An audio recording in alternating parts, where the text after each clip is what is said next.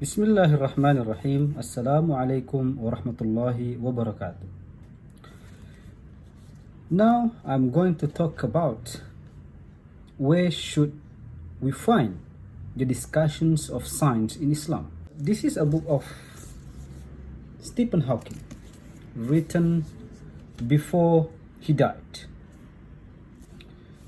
In this book, in the first chapter, which is the introductions to the book itself,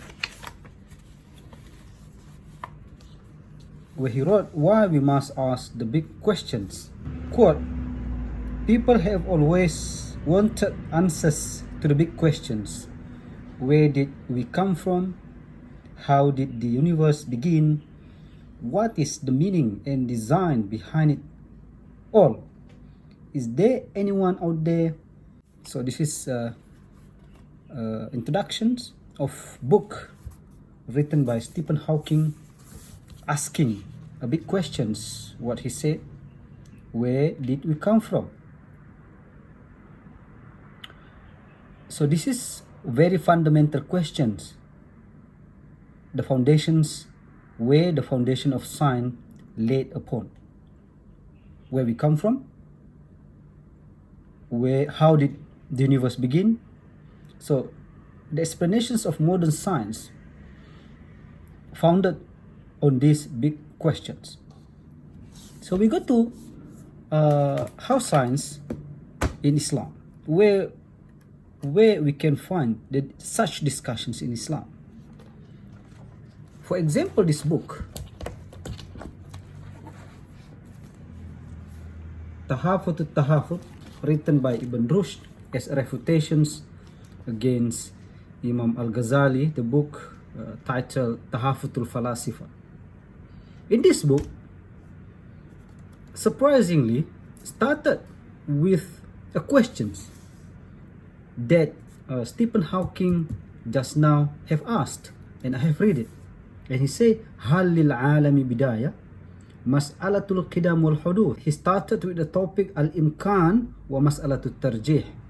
The possibility of the world to come about and which prepositions that stronger to explain the origin of the world. So it's quite similar. Only that in Islam, our discussions about science centered around creation, God, and God in Islam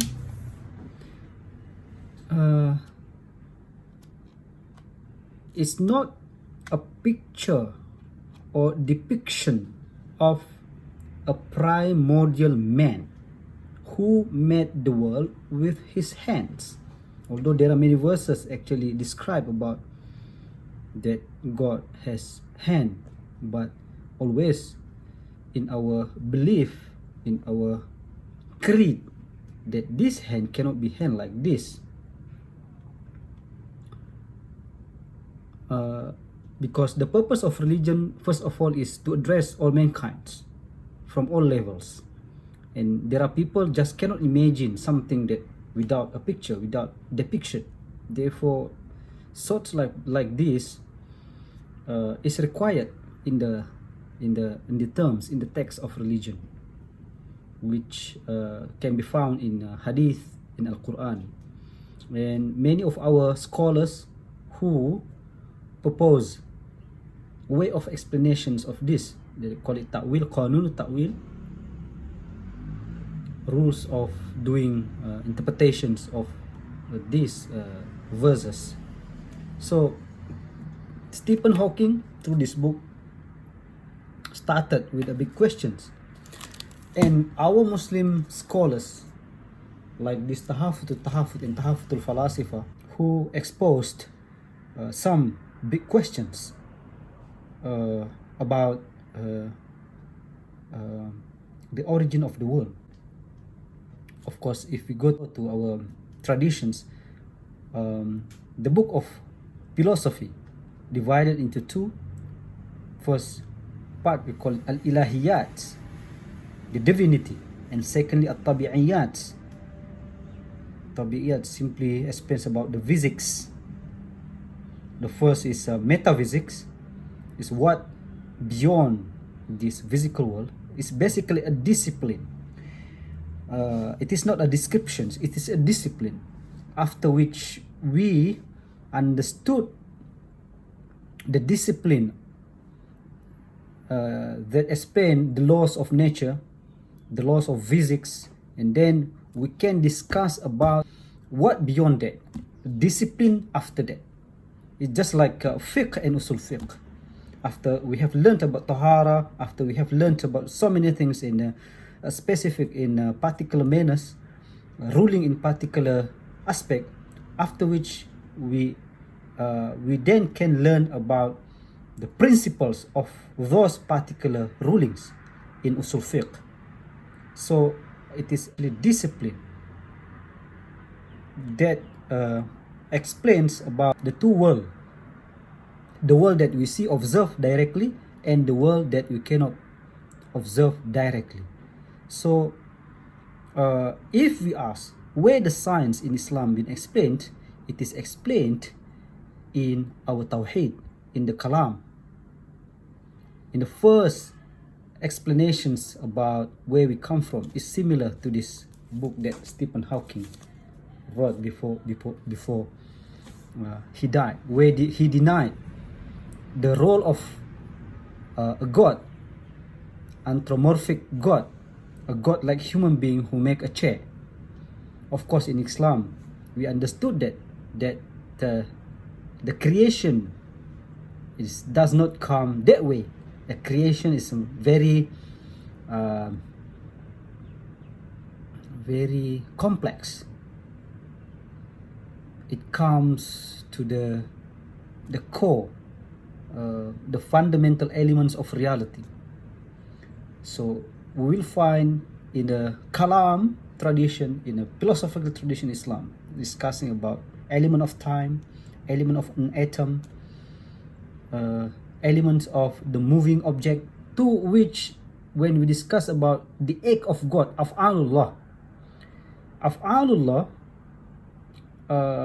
is a discussions about the law of nature, as we call it Sunnatullah. Af'alullah, how he created the world, and how the causations in the world explain. It is not mechanical explanations about A therefore B. It's more complex than that, because it comprises the fundamental elements of reality, and how nature and how reality connected into each other. If we could ask where the science in Islam discussed, is actually in a tradition like Kalam, from try to understand how we prove the existence of God, and how we understand his essence and his attributes coming into his acts, how the actions of God influence the world, the way it is influence the world.